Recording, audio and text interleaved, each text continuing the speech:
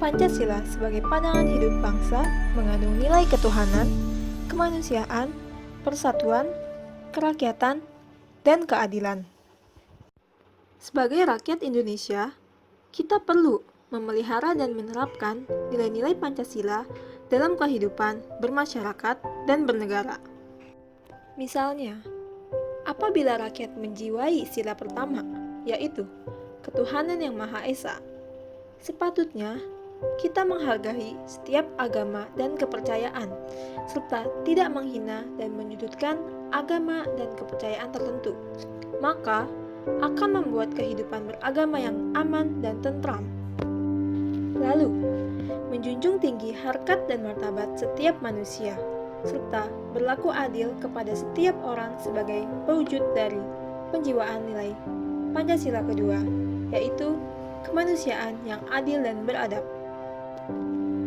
Dengan menghargai setiap keragaman yang ada, tidak memecah belah, serta memprioritaskan persatuan dan kesatuan bangsa di atas kepentingan pribadi atau golongan, maka terwujudlah nilai dari sila ketiga, yaitu persatuan Indonesia. Kemudian, penjiwaan nilai kerakyatan pada sila keempat yang berbunyi kerakyatan yang dipimpin oleh hikmat, kebijaksanaan dalam permusyawaratan perwakilan, yaitu dengan mendengar dan menghargai pendapat setiap orang, serta menyelesaikan masalah dengan mengedepankan musyawarah mufakat. Lalu, memahami setiap orang memiliki hak dan kewajiban yang sama dalam bermasyarakat dan bernegara dengan tidak pandang bulu. Maka, terwujudlah pengamalan sila kelima yang merupakan cita-cita bangsa Indonesia, yaitu keadilan sosial bagi seluruh rakyat Indonesia.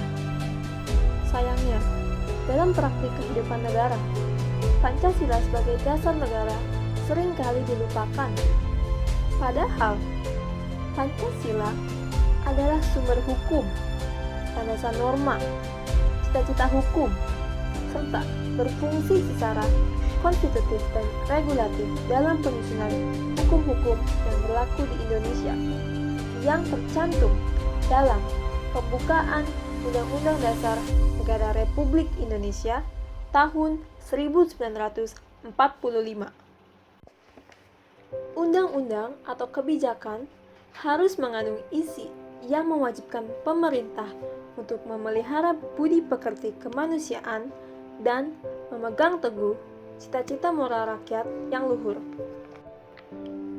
Jika tidak berdasarkan kepada ideologi Pancasila, maka peraturan atau undang-undang yang dibuat akan kacau. Kepentingan penguasa akan mendominasi. Cerminan sila-sila tidak terwujud dan tentu saja keadilan dan kesejahteraan rakyat tidak akan tercapai. Pada masa sekarang, penyimpangan seringkali terjadi, seperti penyuapan, penyimpangan hak asasi, korupsi di mana-mana, kerusakan lingkungan, gerakan radikal, dan lain-lain.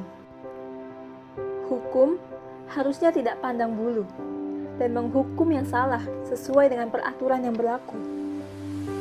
Tidak membungkam suara kebenaran dengan kuasa, tidak tumpul ke atas dan tajam ke bawah, tidak mementingkan kepentingan pribadi atau golongan di atas kepentingan rakyat, dan tidak membuat yang berada makin berkuasa dan yang tidak punya apa-apa makin tak berdaya.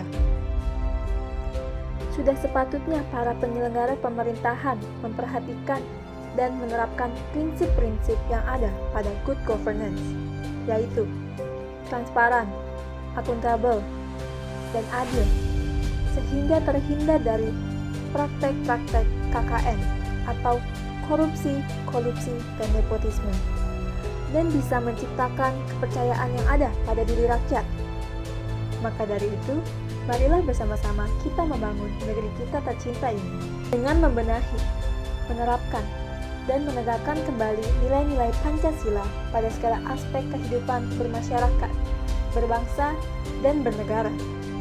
Cita-cita bangsa Indonesia yang diharapkan pula oleh para pejuang terdahulu akan terwujud, dan secara bertahap dapat diwujudkan masyarakat yang makmur dalam keadilan, serta masyarakat yang adil dalam kemakmuran.